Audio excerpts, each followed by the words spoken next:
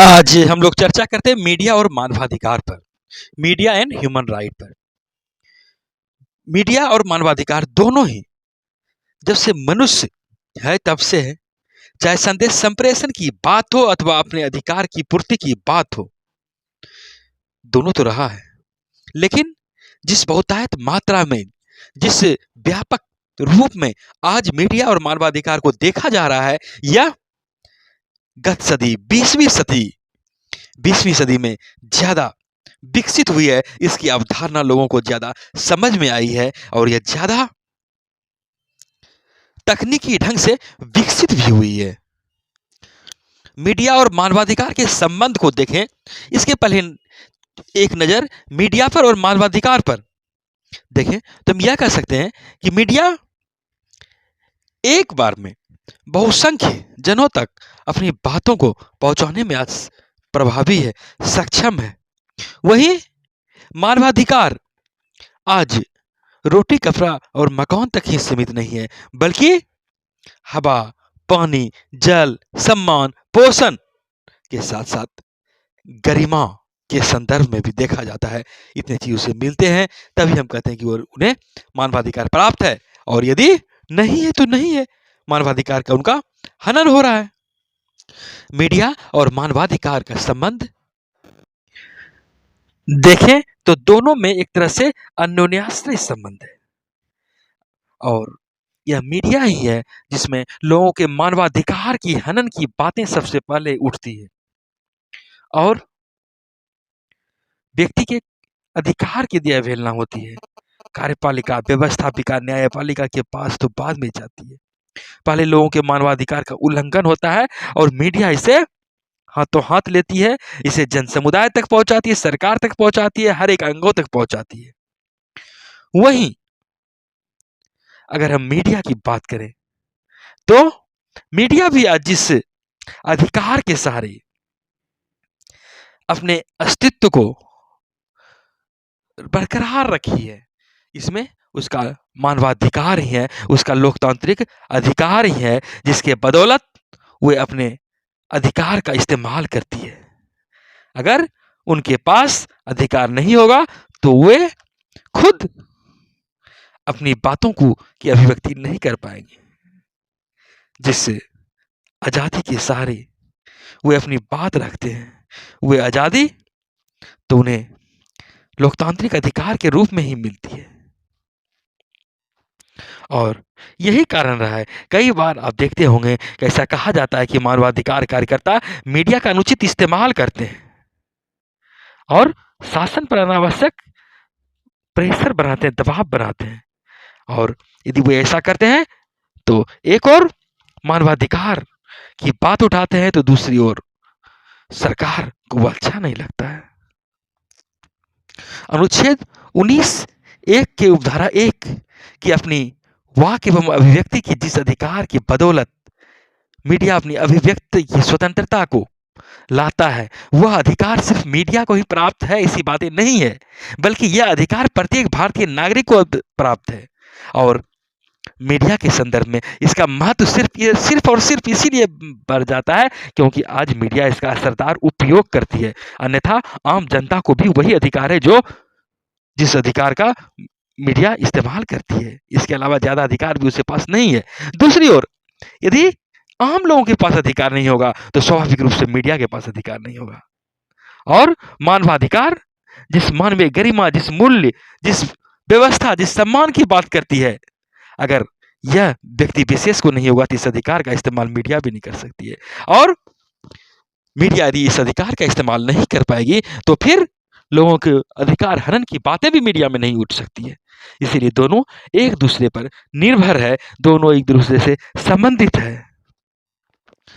आज जिस मानवाधिकार की चर्चा, जिस ह्यूमन राइट की चर्चा होती है, वस्तुतः यह एक पश्चिमी अवधारणा है, और यह 1945 में आया।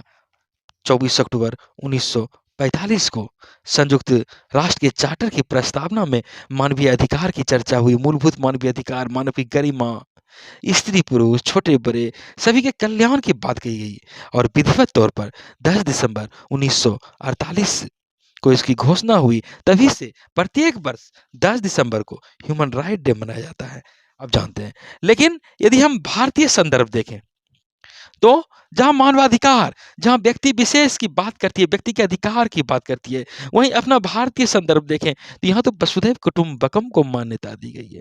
अपनी भारतीय संस्कृति में तो एक ही व्यक्ति के अधिकार की बातें नहीं की जाती है, बल्कि व्यक्ति के साथ-साथ प्रकृति, पर्यावरण, पशु, हर एक प्राणी की बात की जाती है। सिर्फ एक ही व्यक्ति क्यों, एक ही परिवार क्यों, एक ही समुदाय क्यों, एक ही राज्य क्यों, एक ही राष्ट्र क्यों?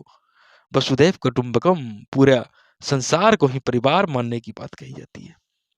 यहाँ तो कही जाती है, सर्वे भवन्तु सुखिनः, सर्वे भवन्तु निरामयाः, सर्वे भद्राणि पश्यन्तु मा कश्चित् दुःख भाग् भवेत्। अर्थात अपने यहाँ तो सभी के सुखी, निरोगी होने की कामना कही है, सबों के सुख की, शुभ की बात कही गई है, सबों को दुख रहित होने की कामना की गई है। और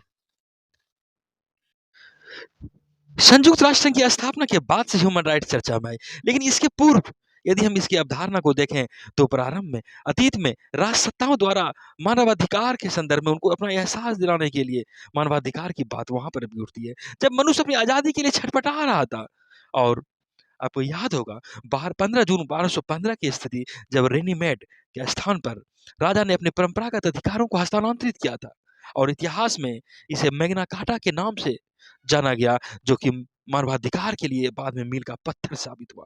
और इसके अतिरिक्त हम अगर देखें, तो 1676 का बंदी प्रतीक स्वीकृत अधिनियम की बात होती है, 1776 का अमेरिकी स्वतंत्रता संग्राम की बात होती है, 1789 की फ्रांसीसी क्रांति की बात होती है, और 10 दिसंबर 1948 को जब द्वितीय विश्व युद्ध की समाप्ति के बाद संयुक्त राष्ट्र संघ की स्थापना हुई, तो हर एक लोगों के मानवाधिकार को चार प्रकार की स्वतंत्रता पर आधारित माना गया। वाक, धर्म, गरीबी से मुक्ति, निर्भीकता से स्वतंत्रता। और रूजवेल्ट ने दीपक की उसी अवधारणा वहां पर लाई थी। वैसे हम अगर कहें, तो उसके बाद वहां पर 30 अनुच्छेद के माध्यम से इसे मानवाधिकार की सार्वभौमिक घोषणा की प्रस्तावना में स्थान देने की कोशिश दी गई। वहां पर गरिमा, सम्मान की बात कही गई। और यह मानवाधिकार है क्या? एक तरह से अगर हम इसको एक शब्दों में कहें, तो हर इंसान को अपनी जिंदगी जीने की आजादी है, उनको बराबरी की आजादी है, उनको सम्मान की आजादी है, और ये सारे अधिकार का जब वो उपभोग करता है, यही तो मानवाधिकार है। और भारत सरकार ने अपने संयुक्त राष्ट्र संघ की बातों को 28 सितंबर 1993 को अमल में लाया, और यहाँ भी एक संवैधानिक दृष्टि से मानवाधिकार आयोग की स्थापना की। और 12 अक्टूबर 1993 को भारत सरकार ने राष्ट्रीय मानवाधिकार का आयोग का गठन कर इस संदर्भ में अपनी नीति को और आगे बढ़ाया। आज प्रत्येक राज्य में भी एक मानवाधिकार आयोग है। ये अलग बात है कि उनके कार्य अलग अलग हैं, उनके दायित्व और अधिकार कहाँ तक अमल में आ पाते हैं, या आप भी समझ सकते हैं। संयुक्त राष्ट्र संघ में भी मानवाधिकार की बात कही गई है। क्या हुआ, क्या धर्म, क्या गरीबी से मुक्ति, क्या गरिमा का रहेगा जब निर्दोष लोग युद्ध में मारे जाते हैं, जब निर्दोष लोग गरीबी में मारे जाते हैं, जब भूख, कुपोषण आज भी लोग इसके शिकार हो रहे हैं, तो क्या है मानवाधिकार? यह बृहत व्यापक विचार विमर्श की विषय है। यहाँ पर हम यह कह सकते हैं कि अगर संयुक्त राष्ट्र में ही है, तो वहाँ पर क्या है? तो वहाँ पर अगर हम देखते हैं, तो 200 कार्मिकों का यह एक आयोग है, और इसका मुख्यालय जिनेवा में है, और सभी सदस्य राष्ट्र इस पर क्या करते हैं? अनुसंधान करते हैं, परामर्श करते हैं, निर्देशक का कार्य करते हैं। इसके अलावा और क्या होता है? संयुक्त राष्ट्र की इसे बहुत बड़ी महान उपलब्धि के रूप में देखा जाता है। लेकिन जब लोग जीने के अधिकार से विवश हों, महंगाई का अधिकार क्या मानवाधिकार नहीं है? इसे भी हम मानवाधिकार के श्रेणी में रख सकते हैं। पर्यावरण प्रदूषण जिस तरह हो रहा है, तो यह क्या मानवाधिकार का अतिक्रमण नहीं? यह भी मानवाधिकार का उल्लंघन है। यहाँ पर कहना बड़ा मुश्किल है कि मानवाधिकार का दायरा कितना व्यापक है।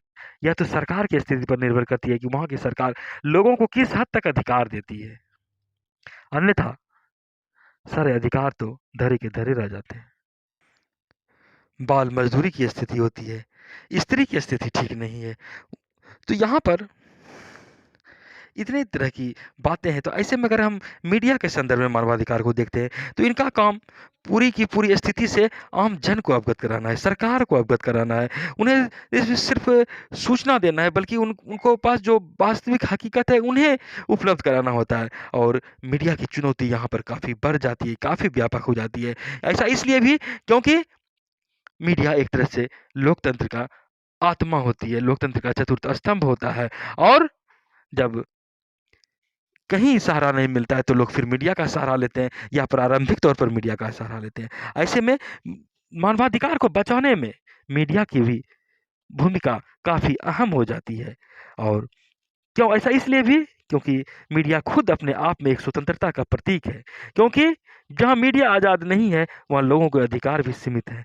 और जहाँ मीडिया आज़ाद है, तो समझिए कि वहाँ लोगों को अधिकार है। और ये मीडिया तो जन-जन की आवाज़ है। और ये जन-जन की आवाज़ तभी बन सकता है जब सरकार इस पर निरंकुश शक्ति का इस्तेमाल ना करे। और अगर कानून टूटेगा, लोगों को अधिकार छीने जाएँगे, मर्यादा टूटेगी, तो कहीं न कहीं मीडिया पर दबाव बढ़ेंगे, मीडिया पर भी हमले बढ़ेंगे। और ऐसे भी आप देखते होंगे कि जो समाज जहाँ कानून व्यवस्था अगर चरमराती है, तो वहाँ मीडिया कर्मियों पर भी हत्याएँ हो जाती है, उन पर भी दबाव बढ़ता है, उन पर उनके कलाम पर भी अंकुश लगाने की कोशिश होती है। और ऐसा नहीं है किसी ख़ास देश में होती है, सिर्फ़ विकासशील देशों की बात में ही नहीं होती है, ये बेसिक घटनाएँ विकसित देशों में भी होती है। कई देशों में पत्रकारों की हत्या हो जाती है। और पत्रकार जिस आज़ादी के सहारे, जिस नैतिक आज़ादी के सहारे, जिस मिशन के तहत, जिस पैशन के तहत वो सोचते हैं कि वहाँ की बातों को हम जनता तक लाएँ, पूरी दुनिया को दिखाएँ, तो ऐसे में कई बार उनको खुद को भाजन का शिकार होना पड़ता है। कई देशों की स्थिति अच्छी नहीं है, चीन हो, इराक हो, ईरान हो, म्यांमार हो, जाम्बिया हो, इंडोनेशिया हो, मेक्सिको देखें, सर्बिया देखें, ट्यूनीशिया देखें, यमन देखें, किसी भी देश को देखें, तो कई देशों में तो पत्रकार को अपने देश से, इधर पाकिस्तान के एक पत्रकार की ईरान में या शायद हत्या हो गई थी। तो कहने का तात्पर्य है कि उसको वो अपना देश छोड़ के जाना पड़ा था। तो कई इस तरह की स्थिति होती है, चाहे पत्रकार को इतने संघर्ष से जूझना पड़ता है। और कभी-कभी विशेष उग्रवादी क्षेत्रों में अगर बात हो, आतंकवादी क्षेत्रों में, तो वहाँ पर भी उन्हें दो तरफ़ा चुनौती का सामना करना पड़ता है दोनों तरफ से। रिपोर्ट को प्रकाशित करें तो जाते हैं, नहीं करें तो जाते हैं। और उनकी कलम पर भी अंकुश लगाने की कोशिश की जाती है। आप तहलका डॉट कॉम का नाम सुने होंगे। भ्रष्टाचार को पर्दाफ़ाश करने में उनका नाम आया था। वहाँ पर उनके पत्रकारों पर भी मुकदमे दायर किए गए, और कहा तो ये गया कि वो झूठे मुकदमे थे। और ऐसे कई बार होते हैं जिस पर कि आक्षेप लगाया जाता है, तो वहाँ पर पत्रकारों पर फिर अंकुश लगाने की कोशिश की जाती है। कई तरह की घटना इसीलिए प्रकाश में आ जाती है क्योंकि मीडिया सक्रिय है। यदि मीडिया सक्रिय नहीं रहती, तो बहुत तरह की घटनाएँ तो आ भी नहीं पाती। चाहे वह किसान की व्यथा हो, कि आत्महत्या करते किसान हो, कर्ज में जन्म लेते और कर्ज में जीते और कर्ज में मर जाने वाले किसान हो, या गरीब, दलित जैसे अत्यंत हज़ारों लाखों लोगों के ऐसे हैं जिन्हों की आज भी दुरूह जीवन जी रहे हैं। मीडिया के माध्यम से सरकार तक भी सूचना पहुँचती है, सरकार भी उसे दूर करने की कोशिश करती है, वो अपने अनुकूल उसका इस्तेमाल करती है। लेकिन यहाँ पर अगर हम मीडिया और मानवाधिकार की चर्चा करते हैं, तो यहाँ पर हम यह कह सकते हैं कि दोनों एक-दूसरे से जुड़े हुए हैं, दोनों एक-दूसरे पर निर्भर हैं। और मानवाधिकार की रक्षा का मतलब है कि मीडिया वहाँ पर स्वतंत्र है, और यदि मीडिया स्वतंत्र है, तो इसका मतलब है कि वहाँ लोगों के मानवाधिकारों की रक्षा की जाती है। आज सूचना के अधिकार के संदर्भ में देख सकते हैं, यह एक ओर लोकतांत्रिक समृद्धि का परिचायक है, तो दूसरी ओर मीडिया जगत के बंधु भी इस अधिकार का इस्तेमाल करते हैं और शासन प्रशासन से जुड़ी बातों को आम जनता तक पहुंचाते हैं, आम जनता के हित की बात करते हैं, और उसका आकलन करते हैं, उसका मूल्यांकन करते हैं, उसका विश्लेषण कर आम नागरिकों के अधिकार को समृद्ध बनाने में भी अपनी भूमिका निभाते हैं।